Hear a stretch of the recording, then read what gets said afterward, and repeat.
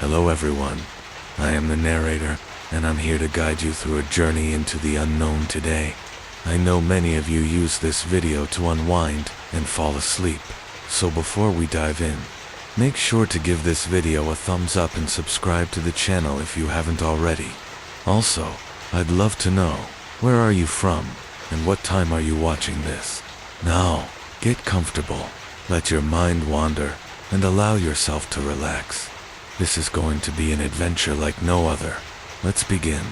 My name is Jonah Ward, a junior systems engineer aboard the deep space hauler, Helios. When I first joined, I thought I had it all figured out.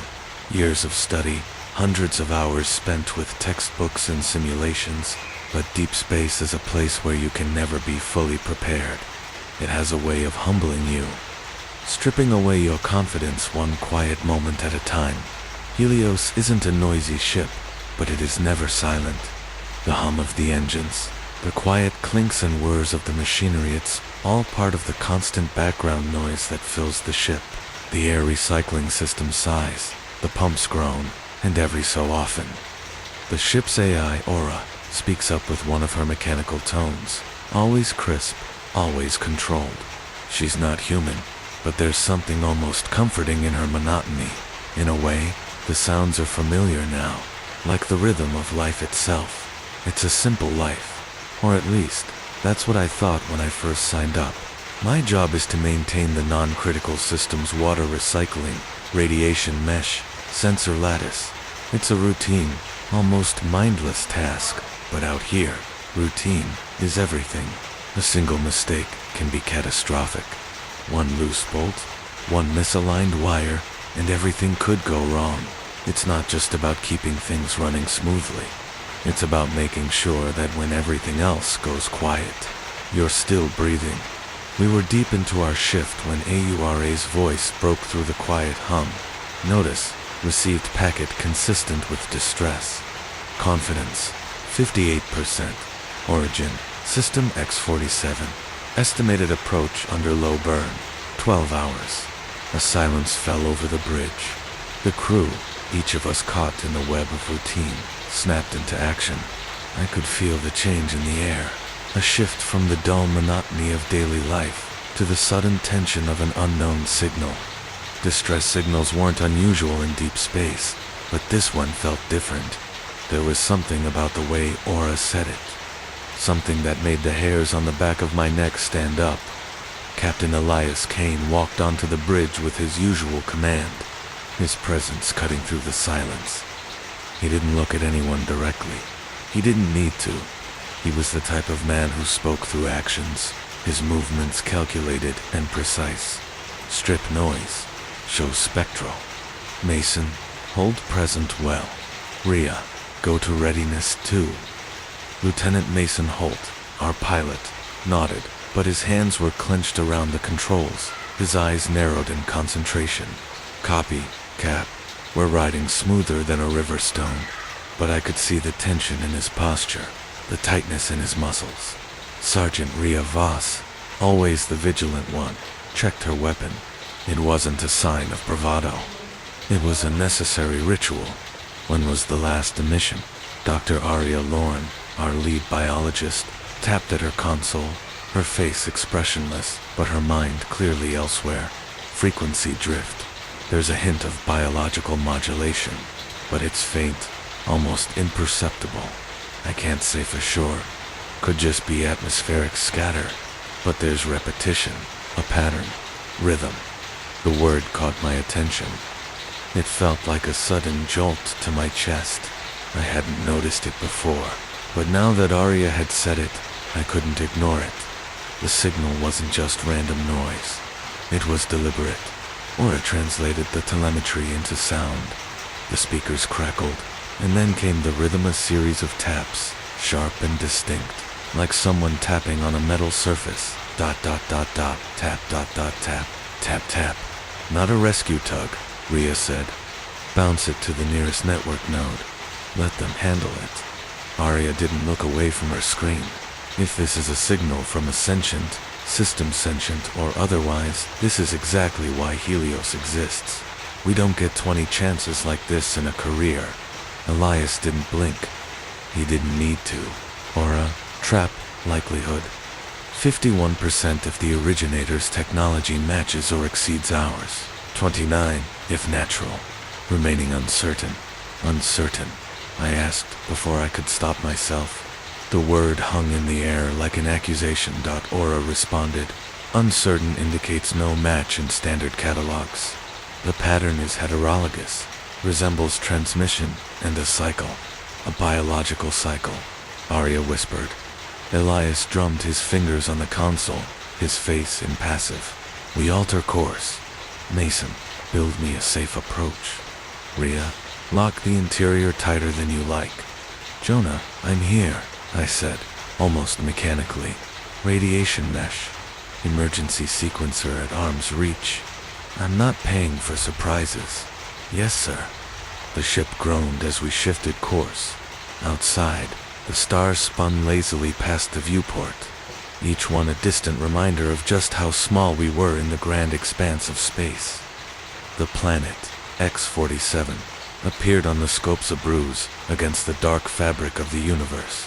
A violet hue spread across the surface, the atmosphere thin, torn in places by violent winds. The signal grew stronger as we approached, its rhythm echoing in the ship's walls, in the very air we breathed, as the helios sliced through space. I couldn't shake the feeling that we were heading into something we couldn't understand. The closer we got to planet X-47, the more the signal intensified, like a pulse we couldn't escape. It was as though it had a life of its own, waiting for us to respond. I tried to focus on my task's checking system readings. Monitoring the radiation mesh bed, my mind kept drifting back to the signal. It was rhythmic, like a heartbeat, and with every passing moment, it felt more deliberate, more intentional. What kind of creature or entity could be behind it? And what did it want with us? Mason's voice crackled over the comms, pulling me out of my thoughts. Approaching the planet now, Cap, locking into final approach trajectory. I looked at the view. The planet X-47 loomed larger, the violet clouds swirling over its surface. The jagged land masses broken by scars in the atmosphere. It wasn't a welcoming sight. There was nothing inviting about it, nothing familiar. It was a desolate world, a broken world, and yet, there was something almost beautiful in the harshness. The kind of beauty that makes you feel small, insignificant. The signal was louder now. It echoed in the ship's walls, in my own mind. Tap, tap, tap, tap, tap, tap. It was like it was calling to us, urging us forward. Elias, do you think this could be a trap? I asked, my voice barely more than a whisper, as if speaking too loudly might make it real. The captain didn't look at me as he responded. He never did. He didn't need to. He knew his role was to lead, and ours was to follow. Everything in deep space is a potential trap. Jonah, this could be one, but we don't have the luxury of turning away now. I nodded, though a part of me felt a growing unease. Rhea, standing next to me, looked as calm as ever, but I could see the tension in her shoulders. Even she couldn't ignore the weight of the situation. The ship lurched as we entered the planet's magnetosphere. I gripped the armrest of my seat, feeling the slight shift in gravity. The external cameras began to ping with data, picking up details of the surface. The mesas, the source of the signal, stood out sharply against the barren landscape. They were angular, unnatural, and there was something about their shape that made my stomach tighten. Aura's voice echoed through the bridge, signal strength increasing. Source located on a basalt mesa. There is structure, angular, non-conforming to expected erosion models. Recommend close survey. No, Rhea interjected quickly. We do not go inside. Arya, always the curious one, wasn't ready to give up so easily. We go in. This is what we've been waiting for. This is why Helios exists. Elias listened to them both, his face impassive. He didn't offer an opinion. Instead, he made the decision the way he always did, with a plan. Minimal ground team. Rhea, Arya, Jonah, Mason, you stay on the helm, or, you're with me. Rhea looked like she was about to protest, but she simply nodded, understood. I didn't have a choice in the matter. None of us did. The captain had spoken, and we were to follow. The airlock sealed with a hiss, and the familiar weight of the Eva suit settled over me like a second skin. I caught a glimpse of my reflection in the helmet's visor. It didn't look like a man preparing for a mission. It looked like a ghost, an empty shell of what had once been. I was ready to face whatever awaited us, but I wasn't sure if I was ready for what I might find. The outer door opened with a deep, groaning exhale, and the cold, dead air of X-47 hit me like a slap in the face. No wind, no movement, only an eerie stillness that made the place feel alive in a way I couldn't explain. The ground was uneven, jagged, and black, with occasional fissures running deep into the planet's surface. There was no life, here no plants, no animals, only the structures, rising up from the ground like some long-forgotten monument. We walked toward the mesa, each step heavy with the weight of what we were about to do. The signal was louder now, the rhythm of the taps vibrating through the ground beneath our. Arya nodded slowly, her gaze fixed on the mesa ahead. I'm sure of it. Whatever this is, it's not mechanical. It's alive. But how? I don't know. We reached the base of the mesa, and I felt a strange sensation in the pit of my stomach. It was like the mesa was watching us, waiting for us to make the next move. The surface wasn't smooth, but jagged and rough, like something that had been carved by an unseen hand. There were no doors, no windows, just narrow fissures running through the stone. As if the mesa itself was breathing through them, Rhea's voice cut through the silence. We're not going inside. We're taking samples and leaving. Arya didn't look at her. She was already kneeling, pulling out her equipment. We're not just taking samples, Rhea. We're studying it. This is an opportunity we may never get again. Rhea stepped forward, her hand resting on the pistol at her thigh. Fine, but we're not staying here longer than we need to. If this goes wrong, I know. Arya interrupted, her voice sharp. We'll leave. I watched as Arya carefully set up her equipment, tapping into the data from the mesa. I couldn't help but notice the way her hands trembled slightly, a reaction she would never admit to. Rhea was right. Something felt wrong about all of this, but I couldn't pinpoint what it was. Was it the signal, the mesa, or something deeper? Something instinctual telling me that we weren't supposed to be here. The air was still. The silence stretched on. And yet, despite the emptiness of the landscape, I felt as though we were not alone. Something was waiting, watching. Jonah, Arya's voice pulled me from my thoughts. Look at this. I moved to her side and peered at the screen of her device. The data was unlike anything I had ever seen. The patterns, the way they shifted and moved, it was almost alive. The mesa wasn't just sitting there. It was reacting to us, responding to our presence. What is it? I asked, my heart beginning to race. Arya swallowed. I think it's trying to communicate. Before I could respond, the signal pulsed again, louder this time.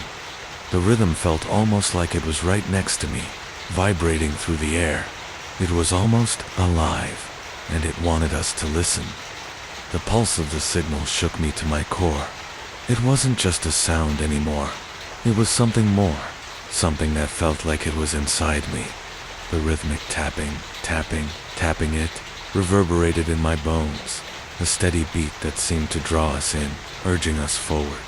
I felt like I was being pulled deeper into its grip, and the longer we stayed on the mesa, the more I felt like we were becoming part of it. Arya stood by the device, her fingers flying over the interface as she tried to make sense of the data, her brow furrowed, lips pressed tight in concentration. She was so focused on the readings that she didn't seem to notice how the pulse was growing louder, more insistent. Arya, I said, my voice cutting through the air like a knife. We need to leave. She didn't respond. She was too absorbed in her work, too entranced by the data in front of her. I stepped closer, feeling the hum of the mesa beneath my boots. The way the air seemed to vibrate with the frequency of the signal. It's not just a signal, I continued, the words spilling out before I could stop them. It's alive. It's communicating with us. Her eyes darted up to meet mine, and for the first time, I saw something in her expression, fear maybe, or the faintest hint of doubt, but it was gone in an instant, replaced by the familiar determination that had driven her all these years. I know, she said quietly, but it's not just any signal, Jonah. This is something we've never encountered before. We need to understand it. We have to. I wanted to argue, to tell her we had to leave, that something was wrong, that we were playing with forces we didn't understand, but the words wouldn't come. I felt frozen in place, caught in the rhythm of the pulse, as if I, too, was being drawn into whatever this thing was. Rhea paced back and forth, her eyes scanning the surrounding area, always alert, always watching. She had the look of someone who wasn't sure whether to pull a trigger or run for cover. Her hand rested on the sidearm at her waist. But even she knew that this was a situation where no amount of firepower would help us. Mason's not going to like this, she muttered under her breath, more to herself than to anyone else. But he'll understand if it goes sideways. I watched her for a moment, considering her words. Rhea had always been the pragmatist, the one who saw things in black and white, but even she couldn't ignore the strange feeling in the air, the palpable sense of something watching us, waiting for us to make a move. The mesa's surface felt different now, more alive, as if it had shifted in response to our presence. I didn't know how to explain it, but it was like the stone had grown warmer, the ground beneath us pulsing with energy. The signal had changed, too. It was no longer just a series of taps. Now it was a continuous rhythm, a low hum that vibrated through the very air. Something's not right, I said, my voice barely more than a whisper. This isn't just a signal, it's... Arya cut me off. It's a message, Jonah. We're meant to hear it. Her words hit me like a punch in the gut. The certainty in her voice, the way she spoke, as if she knew exactly what was happening, made the hairs on the back of my neck stand on end.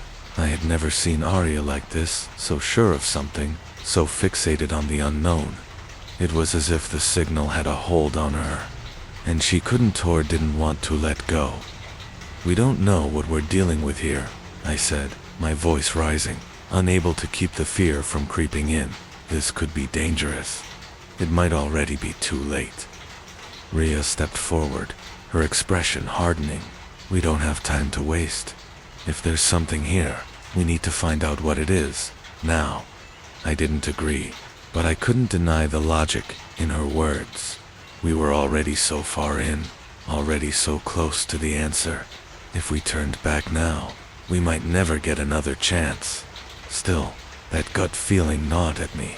I couldn't shake the sensation that we were being watched not by anyone on our team, but by something much older, much more powerful. Something that had been waiting. The ground underfoot trembled slightly, and I could feel a faint vibration in the air, almost imperceptible, but they're all the same. I looked at Arya, who was still completely engrossed in her readings. I could hear the faint hum of the mesa, as if it were alive, as if it were breathing, drawing us in. The signal pulsed again, louder this time, shaking the air around us. It was as if the mesa itself was sending out a call, asking us to come closer, to listen. And despite everything, despite the gnawing dread that had been building in the pit of my stomach, I felt myself moving forward. We need to go inside, Arya said suddenly, her voice filled with an urgency I hadn't heard before. No, Rhea said sharply, stepping between us and the mesa. We don't. You heard what Captain King said. We're here to collect data, not to walk into a trap. I'm not going in alone, Arya insisted. I need to understand what this is. We need to understand it. I hesitated, torn between my duty to follow orders and the growing fear that we were pushing too far. I had no idea what Arya was hearing or seeing, But I knew she was determined, and once Arya made up her mind, there was no stopping her. I glanced at Rhea, hoping for some sign that she would back me up, but she didn't. Instead, she gave a small, resigned nod. "Fine," she said, "but we stay together. No one goes off alone." Arya didn't hesitate. She was already moving toward the mesa, her equipment in hand. I followed her, my boots crunching on the black stone beneath us. The air felt thicker now, heavier, as though the very atmosphere was charged with something unknown. The signal pulsed again, this time almost deafening in its intensity. We reached the base of the mesa, and I could feel the heat radiating from the stone. It wasn't warm in a natural way, but more like something was alive inside, something that was reacting to our presence. Arya set up her equipment, her hands shaking with excitement, or was it fear? I couldn't tell anymore. "This is it," she said, her voice barely a whisper. "We found it." The answer? I swallowed, looking at the mesa. It loomed over us like a giant, silent sentinel. I didn't know what the answer was, but I knew one thing for sure. Whatever it was, we were no longer in control. And we had crossed a line. I just hoped we hadn't crossed it too far. I could feel the weight of the silence as we stood before the mesa. The hum of the signal had become almost deafening now, vibrating through the air, the ground, and inside my skull. The atmosphere felt thick, charged with some kind of energy that I couldn't comprehend. It was as if the mesa itself was alive, pulsing with a rhythm that wasn't human, wasn't even natural. It was something older, something far beyond us. Arya had already started setting up her equipment, her movements quick and deliberate. The lights from her portable scanner flickered in the dim light, casting strange shadows on the jagged surface of the mesa. She didn't notice how tense the rest of us were. Rhea was scanning the perimeter, eyes constantly moving, always alert. I couldn't blame her. It felt like we were I hesitated. I didn't want to get closer to the mesa, didn't want to be part of whatever this was. But there was no going back now. We were here, and we were already entangled in something far beyond our control. I stepped forward and joined Arya at her side. I glanced at her scanner, an intricate piece of technology, designed to pick up on biological, mechanical, and environmental data. The readings were beyond anything I had ever seen. They were erratic, yet deliberate. The pulses from the mesa weren't just signals. They were patterns, organized, intentional. They were trying to communicate with us. I looked at Arya, my mind racing. This is impossible. The signal, it's adapting. It's like it's responding to us. Arya nodded, her eyes wide with both excitement and fear. Exactly. It's learning from us, Jonah. It knows we're here. It's aware of us. A sudden chill ran down my spine, and I instinctively looked around, though I knew there was nothing behind us. The mesa loomed in front of us, its jagged edges casting long shadows across the barren landscape. I couldn't shake the feeling that something was watching us, something that was waiting for us to make the wrong move. "We should go," I said, my voice tight. "We've gathered enough data. This is wrong." Arya didn't even look at me. Her focus was entirely on the mesa, on the signal. "We're so close, Jonah. Just a little longer. We need to understand this. This could be the discovery of a lifetime." I glanced at Rhea, but she didn't offer any reassurance. She was as uneasy as I was, though she didn't show it. Her hand was still resting on the gun at her side, ready for anything. We both knew that this wasn't a routine mission anymore. We were no longer in control. A noise broke the tension. A low rumble, like thunder, echoed from the depths of the mesa. The ground beneath us shuddered, and the air seemed to vibrate with it. I froze, instinctively reaching for the sidearm at my waist, even though I knew it wouldn't do any good. The mesa wasn't just a structure. It wasn't just a signal. It was alive, and it was responding to us. "Did you hear that?" I asked, my voice barely a whisper. Arya didn't answer immediately. Her face was pale, her eyes fixed on the mesa. "Yes," she said after a long pause. "It's reacting. It knows we're here." I looked at Rhea, and she nodded grimly. "We need to leave. Now." But it was too late. The mesa seemed to shift. The stone groaned, and I felt a strange, almost magnetic pull toward it. It wasn't physical. It was a feeling, an instinctual draw, as if the mesa was calling to me, inviting me to come closer. Rhea stepped forward, her expression hard, but I could see the fear in her eyes. She knew that we were in over our heads. I followed her, but every step felt heavier than the last, as if the ground itself was trying to hold me back. The closer we got, the more I felt the signal stronger, pulsing, vibrating through my very bones. We reached the base of the mesa, and I could feel a shift in the air. It was like the walls of the structure were closing in on us, the pulse growing stronger with every passing moment. The mesa wasn't just responding, it was drawing us in. "Arya," I said, my voice sharp with panic, "we need to leave now. This is getting out of hand." But Arya wasn't listening. She was already climbing up the side of the mesa, her equipment in hand. "We're so close, Jonah.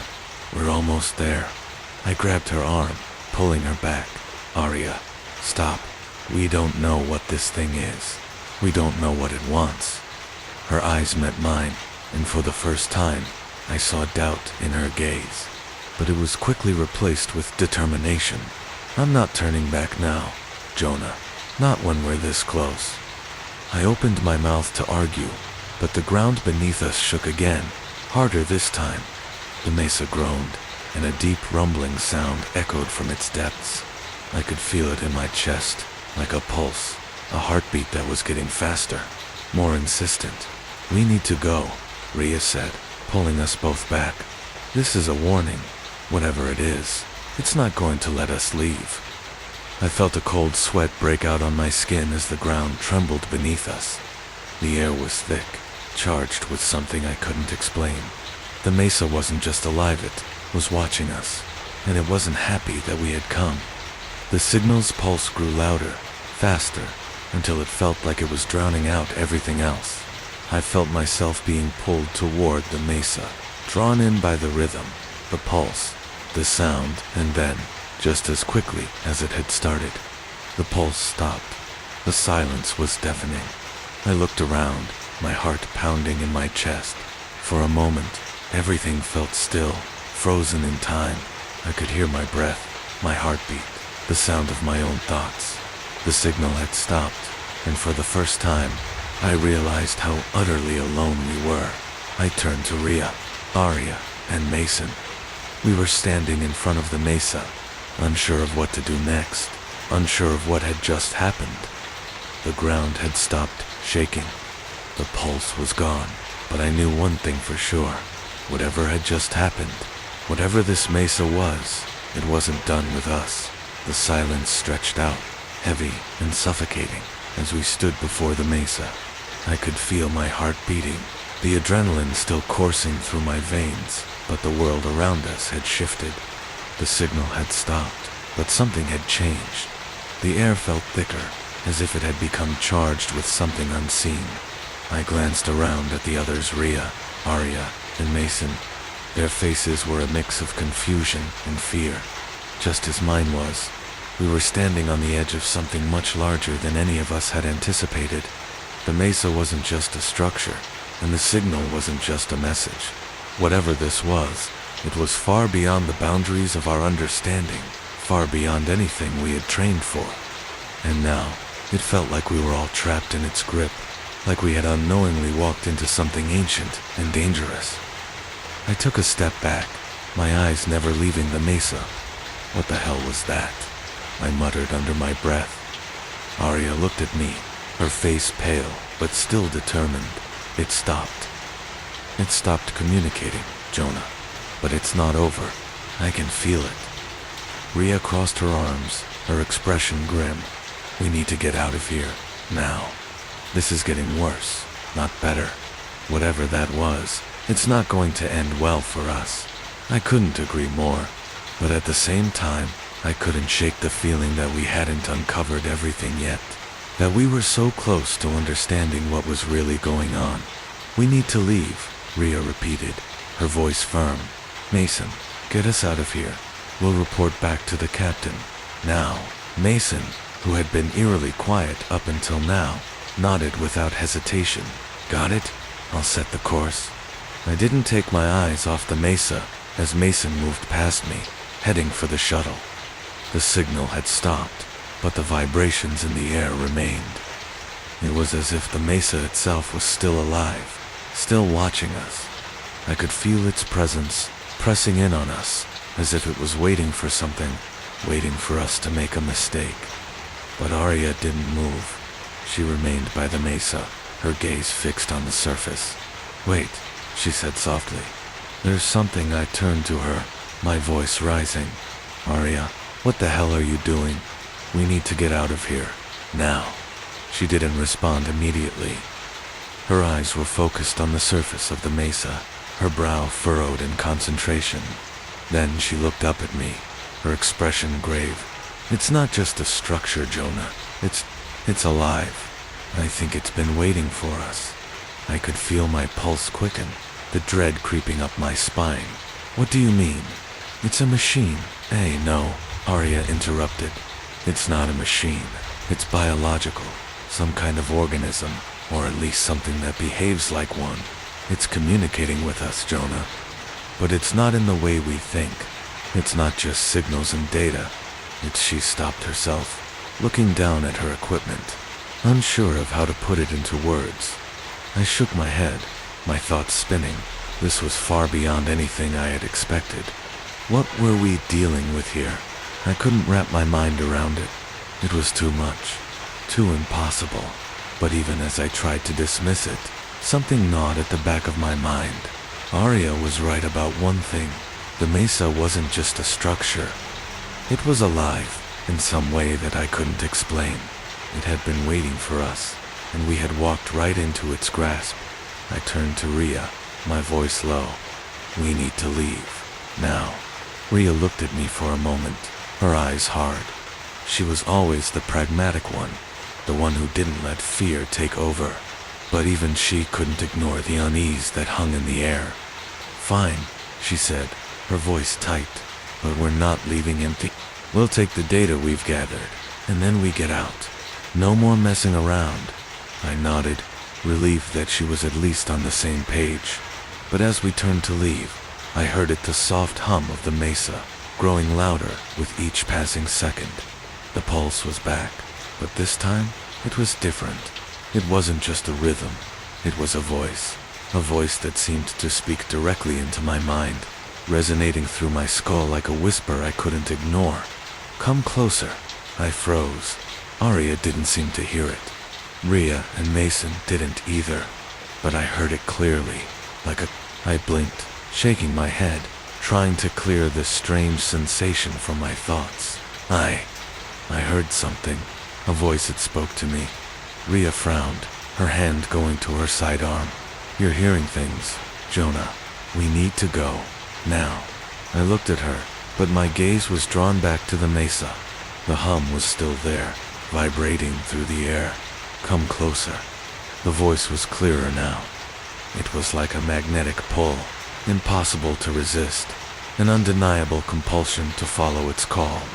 I couldn't explain it, but every fiber of my being was urging me to go closer, to listen, to understand. And yet, the rational part of me screamed to turn away, to run. But the voice was so much more than the signal. It was alive. It was real. "Jonah, come on." Rhea's voice was insistent, snapping me out of my trance. "We're leaving, now." I looked at her, but it was like I was seeing her from a distance, as though I were underwater. The mesa's pulse was growing louder, resonating deep within me, pulling me toward it. I could feel it in my chest now, a rhythmic vibration that matched my own heartbeat. And then, just as quickly as it had started, the voice stopped. The hum faded, the air grew still once more, and the silence that followed was almost unbearable. I exhaled slowly, the tension in my shoulders easing slightly. But something had changed. Something had shifted, and I knew I couldn't ignore it.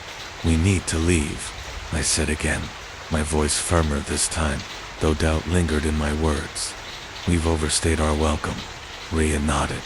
"Agreed. Let's get the hell out of here." We turned, heading back toward the shuttle. But as I glanced over my shoulder, I couldn't shake the feeling that the mesa was watching us, waiting for us to return. The journey back to the shuttle felt longer than it should have. Every step seemed weighed down by the tension that had gripped the air since the pulse started. Even though we were moving away from the mesa, I couldn't shake the feeling that we were being watched. The strange, almost magnetic pull I had felt earlier was still lingering, an oppressive presence that hung in the back of my mind. It was like something inside me had shifted, a small fracture I couldn't ignore. As we reached the shuttle, I noticed that Mason had already started the engine, his face set in a tight expression. He didn't say anything as we climbed inside. The door sealed shut with a heavy thud, and the familiar hum of the shuttle's systems kicked in. Rhea sat down next to him, her eyes never leaving the control panel. "Get us back to the Helios. No detours." Mason didn't respond, but the shuttle's engines roared to life, and we began our ascent. The ground below, once so imposing, now seemed far less significant. We were retreating from something we didn't understand, something we could barely comprehend. I sat quietly, my mind racing. I couldn't shake the sound of the pulse, the way it had reverberated through me, the voice I had heard in my mind. It was too real, too intense to dismiss.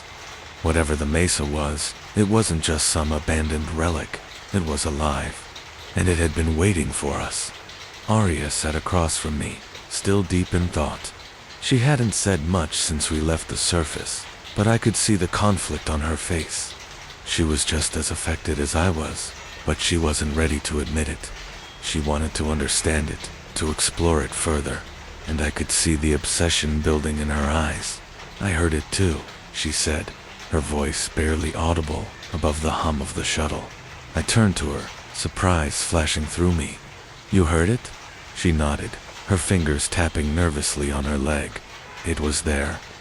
I thought I was imagining it at first, but when you said something, I knew you heard it too. The voice, the pulse. It was trying to communicate with us."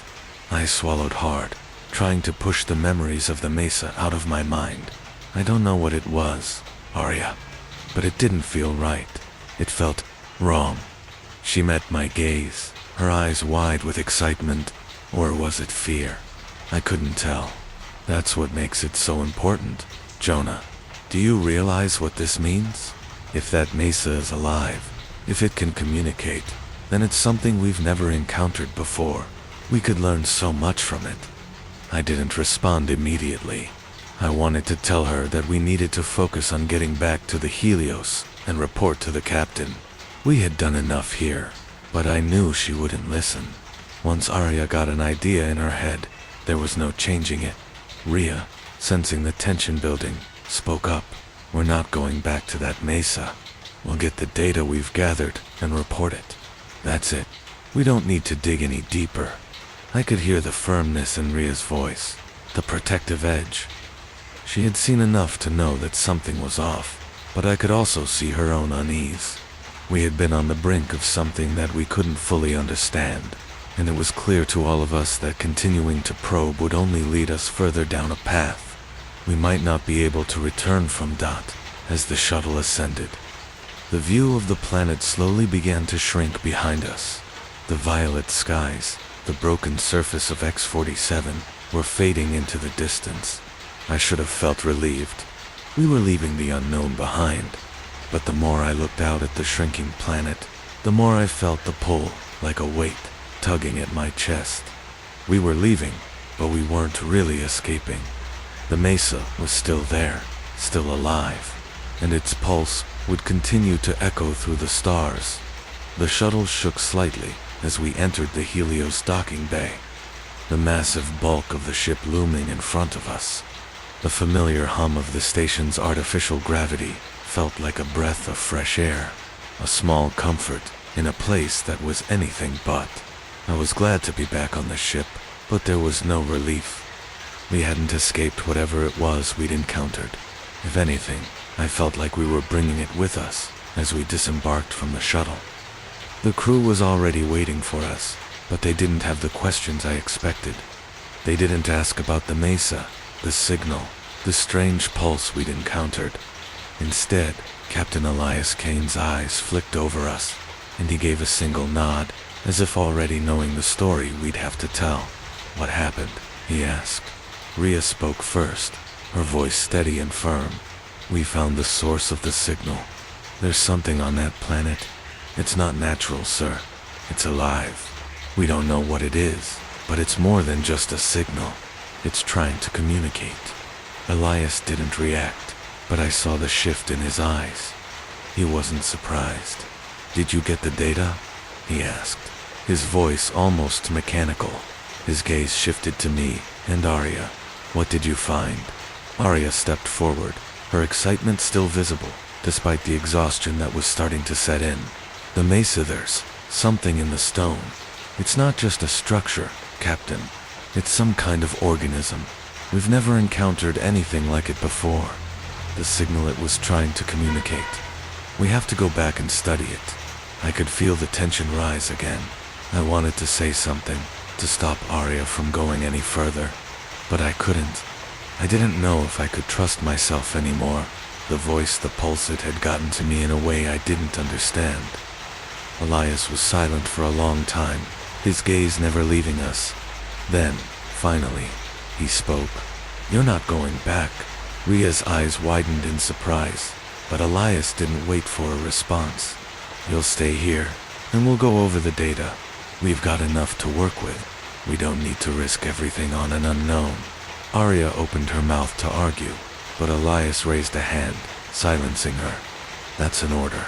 The silence that followed was heavy, suffocating. I could feel the weight of his words, the unspoken command in his voice. We weren't going back to X-47, not unless we wanted to defy him, and I wasn't sure I wanted to do that. I looked at Arya, but she was already looking away, her expression unreadable. There was something in her eyes, a determination that hadn't been there before.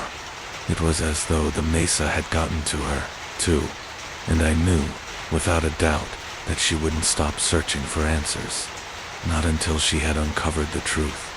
We were back on the Helios, but I couldn't shake the feeling that we were still on X-47, still standing in front of that mesa, still caught in the rhythm of the pulse. The ship felt like a prison, a floating cage that held us in its metal walls, keeping us from returning to the planet we had so hastily abandoned. I sat at my workstation, staring at the data Arya had collected. The readings were unlike anything I had ever seen.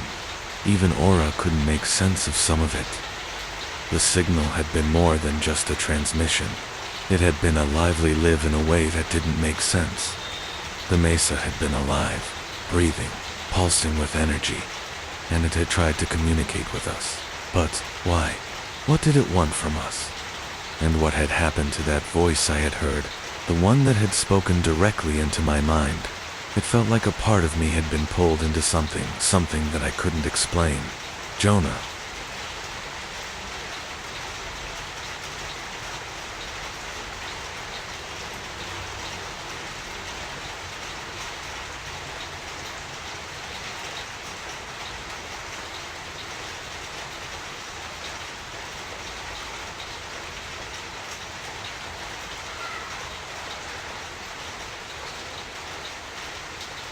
I snapped out of my thoughts, turning to find Arya standing beside me, her eyes dark with exhaustion.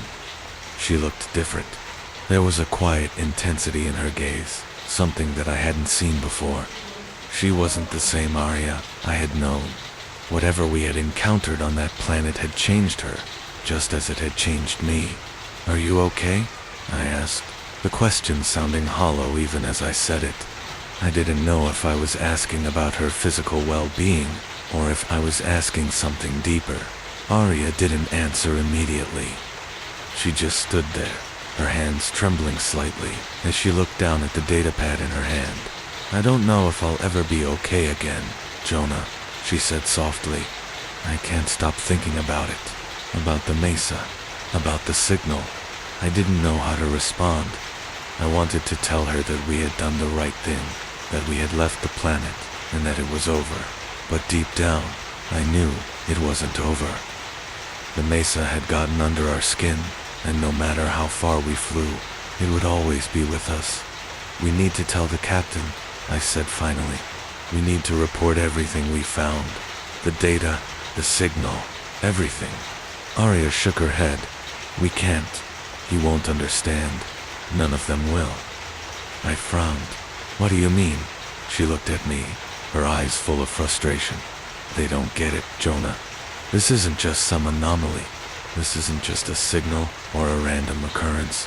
That mesa, it's something more, something ancient. And if we don't go back, if we don't learn everything we can, we're never going to understand it."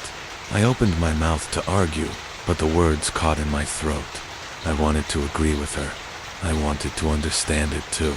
But the fear, the uncertainty, those things kept me grounded. The captain had made it clear. We were done with X-47. No more. We were to move on, to leave the mystery behind. But Arya wasn't going to let it go. And neither was I. "I'll go back," she said, her voice resolute, "even if I have to do it alone." I stared at her, disbelief flooding my senses. "Arya, you can't be serious. We barely got out of there in one piece. You're not going back to that place." She didn't respond immediately.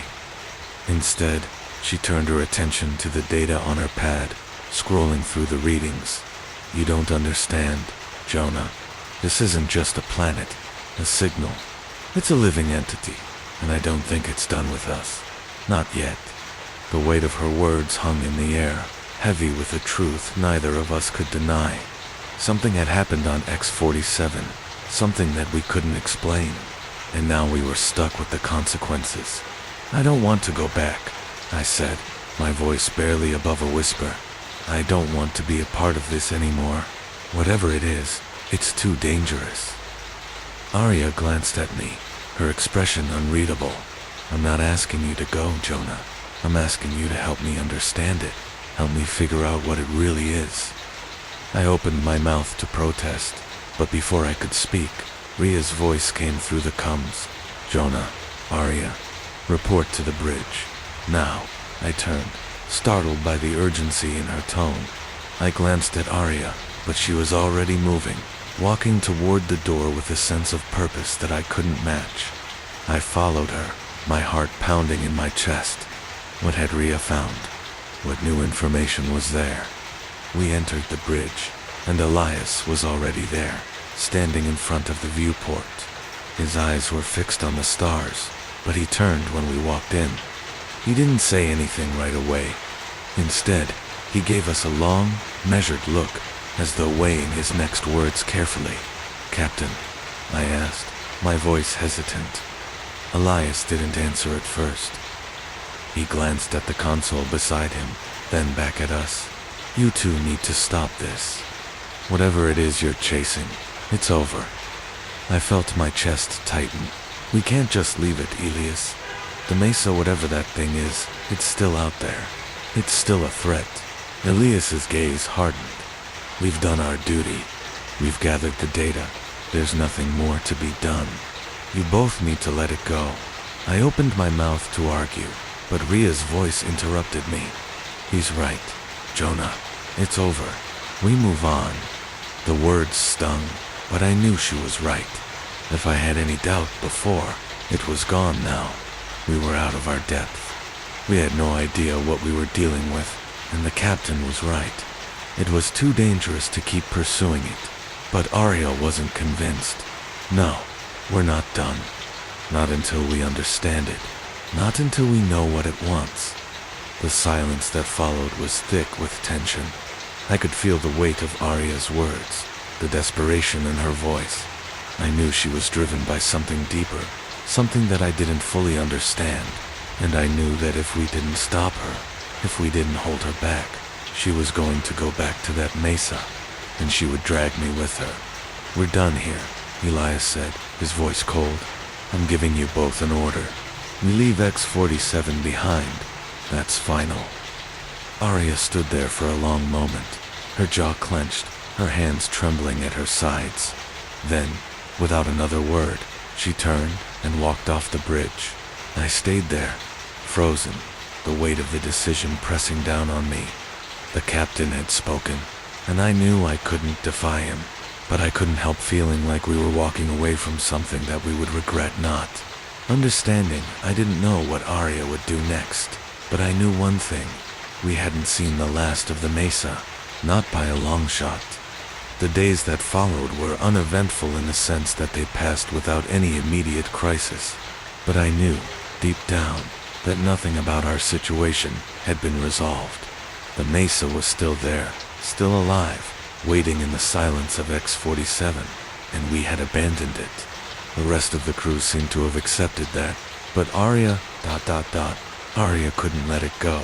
I could see it in her eyes every time I passed her in the halls.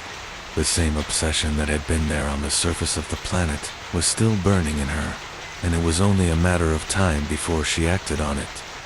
I had seen it before, when a scientist becomes fixated on a problem they can't solve, when the desire to understand something consumes them. Arya was like that now. She had to know what the mesa was. She had to know what it wanted. I hadn't spoken to her since the captain gave his order. It wasn't that I didn't want to. It was that I didn't know what to say. There was nothing more to be said. We had done our job. We had collected the data.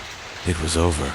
But no matter how many times I told myself that, I couldn't ignore the nagging voice in the back of my mind telling me that it wasn't. I was in my quarters when I heard the knock on the door. It wasn't a hard knock, just a soft tap, but it was enough to make me pause. I knew who it was before I even opened the door. Arya stood there, her face unreadable. Her hair was disheveled, her clothes rumpled, as though she hadn't slept in days. She looked like she had been on a mission and maybe she had. "I need your help," she said, her voice low but urgent. I opened my mouth to protest, but she cut me off before I could speak. "You don't have to say anything," she continued. "I know you're afraid, but we can't keep ignoring this. The mesa's not just a signal, Jonah. It's something else. Something we don't understand, and we need to go back. We need to understand it before it's too late."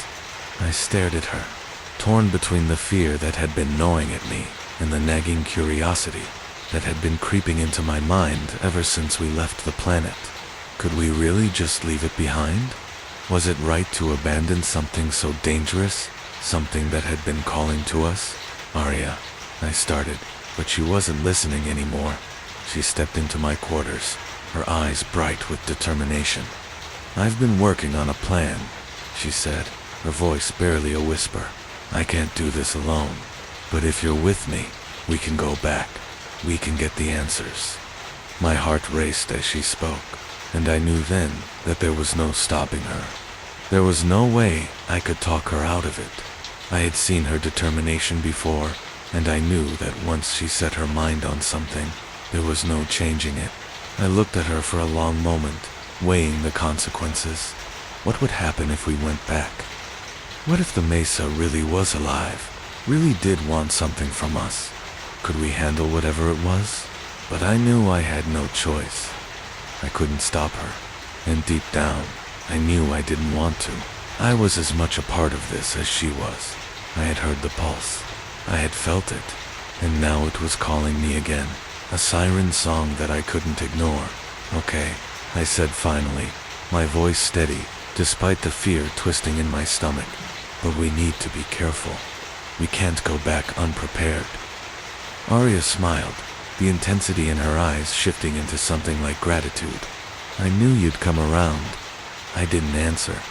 I wasn't sure what had changed in me, what had made me give in, but the decision had been made, and now there was no going back. The next few hours were a blur of activity. Arya and I worked together, gathering the necessary equipment, making plans, and trying to stay under the radar. We couldn't afford to alert the rest of the crew. If the captain or Rhea found out, they would stop us for sure. We had to be discreet. We secured the shuttle and made sure the data we had gathered was safely stored. We didn't know what we were going to encounter when we returned to X-47, but we knew we had to be ready for anything.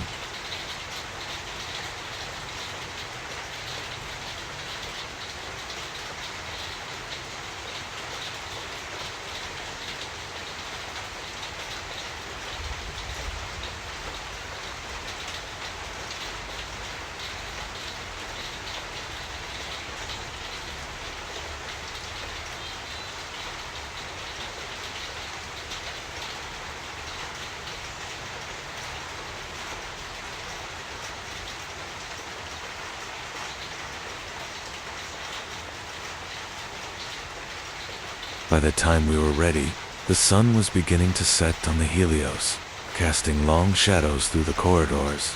I felt a sense of urgency pressing on me, as if we were running out of time. I didn't know why I felt this way. Maybe it was just the weight of what we were about to do, or maybe it was the fear that we were making a huge mistake. But I couldn't shake the feeling that something was waiting for us, something we weren't prepared for. We made our way to the shuttle bay, the silence of the ship amplifying the tension between us. Rhea and Mason were still on the bridge, and we hadn't seen them since the captain's orders. We had made sure to keep our actions low-key, not wanting to draw attention to ourselves. But I knew we couldn't avoid them forever. They would find out.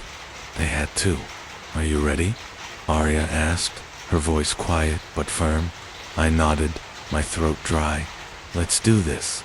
We boarded the shuttle, and the familiar hum of the engines filled the small cabin. I glanced at Arya, who was already scanning the data once more, her focus unwavering. I couldn't help but admire her determination, but I also couldn't help but wonder if we were both making a huge mistake. The shuttle doors sealed, and Mason's voice came through the comms. "Course set, Helios. You're cleared for departure." I swallowed hard and nodded, but I didn't feel any more prepared. The shuttle detached from the Helios, and we drifted toward X-47. I looked out the viewport, watching the planet grow larger and larger as we neared it. The violet clouds swirling over the surface seemed almost menacing now, as though the planet itself was beckoning us to return. I could feel the pull again. The mesa was still out there, still waiting. And no matter how much I wanted to turn away, to forget what had happened, I knew it was too late for that. We were going back, and there was no turning back now. The shuttle cut through space, its engines humming steadily as we neared the surface of X-47. I watched as the planet loomed closer in the viewport, a jagged, desolate landscape stretching out below us. The violet clouds swirled ominously, swirling as if they were alive, as if they were hiding secrets beneath their depths. The mesa, the source of the signal, was out there somewhere. I could feel it, a presence that was both inviting and menacing at the same time. It had been calling to us, pulling us back, and now, as we descended, it felt like we were heading into the belly of the beast. I glanced at Arya, who was sitting beside me, her face lit by the glow of her data pad. She looked focused, absorbed in her readings, but there was something different about her. The obsession that had taken root when we first discovered the mesa had only deepened. Her eyes were wild with excitement, her hands shaking as she worked, as if she were on the edge of something monumental. "You okay?" I asked, my voice breaking through the quiet hum of the shuttle's systems. Arya didn't look up from her pad. "I'm fine," she said, though her voice was tense. Her words clipped. "This is it, Jonah. This is what we've been waiting for. We'll have answers. I can feel it." I nodded, though I wasn't sure what answers she expected to find.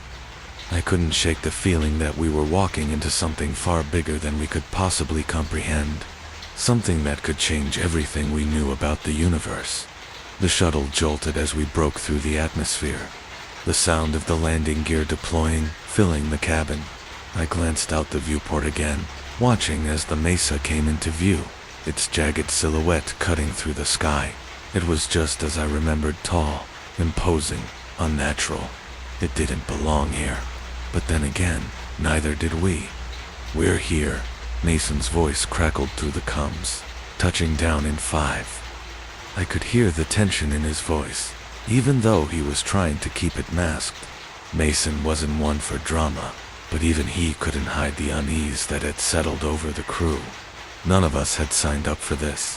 We were supposed to be on a routine transport mission, but instead, we had found something that couldn't be explained, something that was far beyond our understanding. And now, we were heading back to it. The shuttle touched down with a soft thud, the landing gear scraping against the rocky surface. I felt the familiar jolt as the craft settled on the ground, and the cabin went quiet.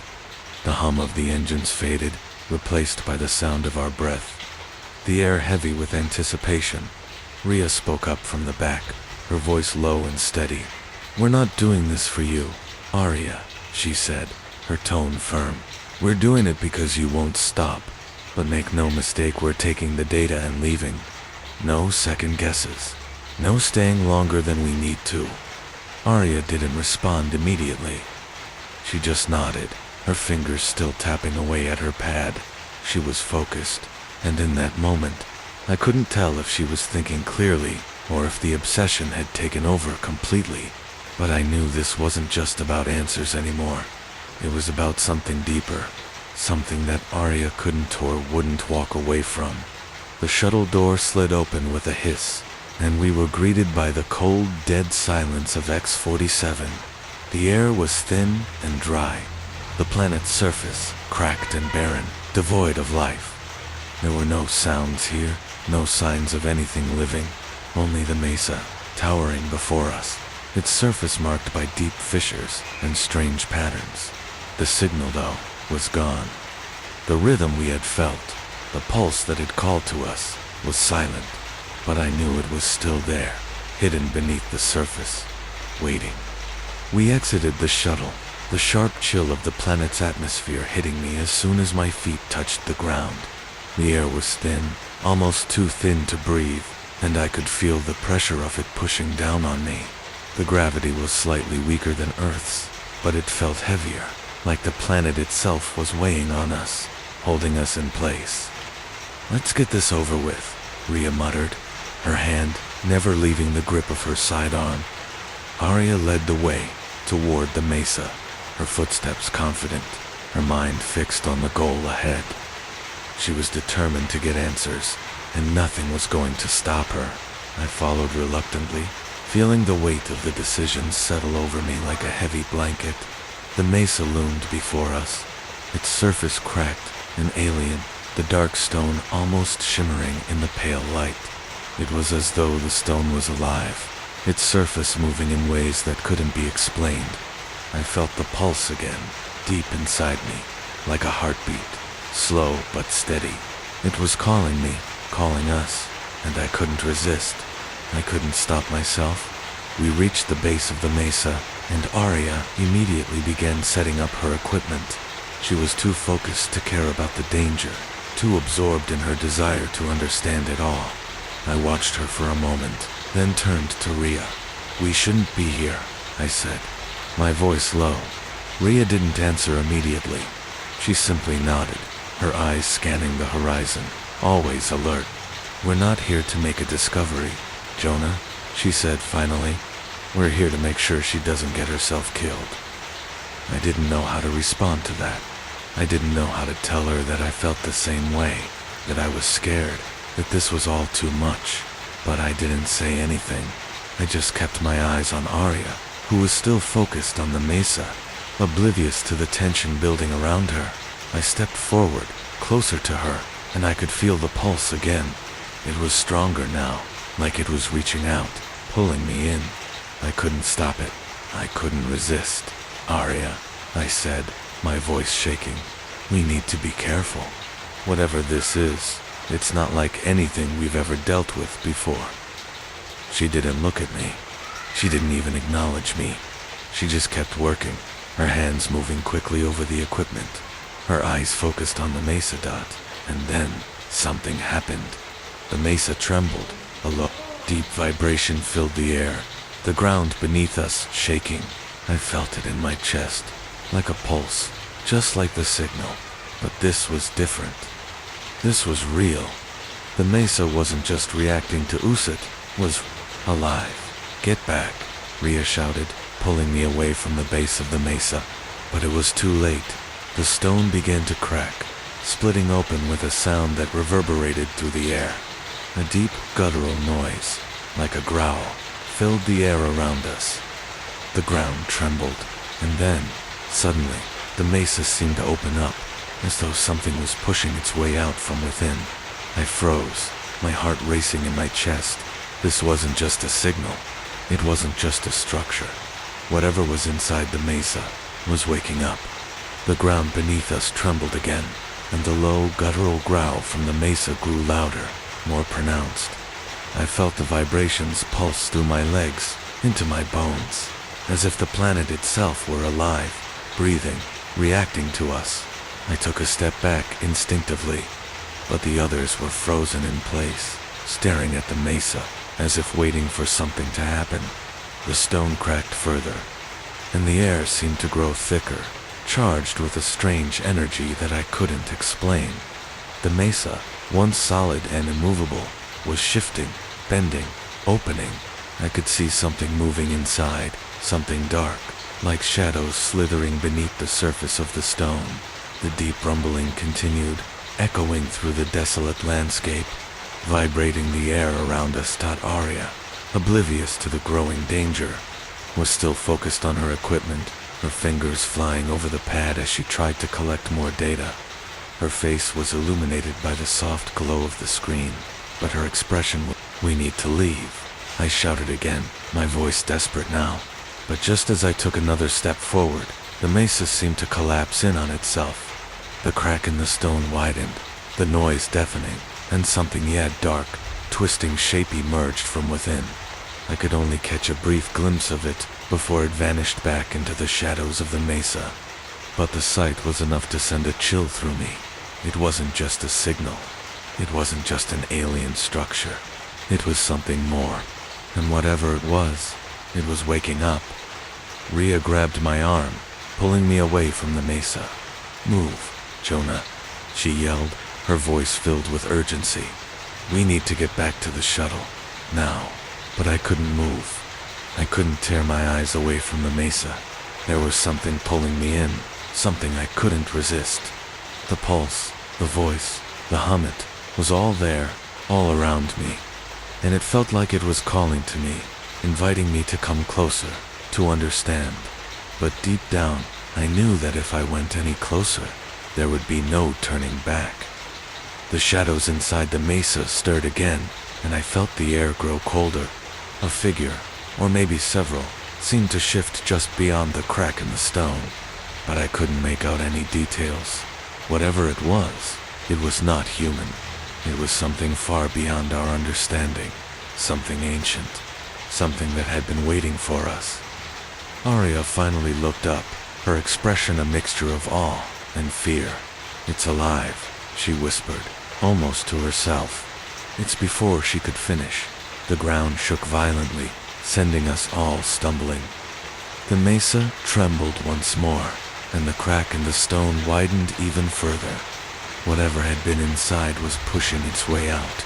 The stone groaned, and then, with a deafening roar, it shattered. Something emerged from the depths of the mesa creature, or perhaps a mass of creatures, all tangled together, dark and twisting. Their forms shifting and changing, as if they couldn't hold a shape of their own. I could feel their presence, like a heavy weight pressing down on me, suffocating me. It was too much. I couldn't process what I was seeing. The creatures, the dark, undulating shapes, they were impossible. They didn't belong here, and neither did we. "Get back," Rhea shouted again, pulling me away from the mesa, as the creature, if that's what it was, began to writhe and coil. It was massive, its form too large to comprehend, its tendrils reaching out in every direction. I felt a wave of nausea wash over me. my stomach twisting as the creature's presence seemed to consume everything. "We need to leave," Rhea insisted, her voice hard, cutting through the panic that had begun to settle in my chest. "Now, Jonah," I nodded, my body moving almost on instinct as I followed her. But as I turned to run, I saw Arya. She wasn't following us. She was still standing there, staring at the creature, her eyes wide with fascination, her mouth slightly open, as if entranced.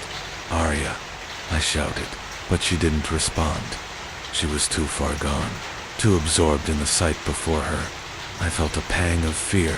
Was this the pull of the mesa? The signal? The call? Was it taking hold of her too?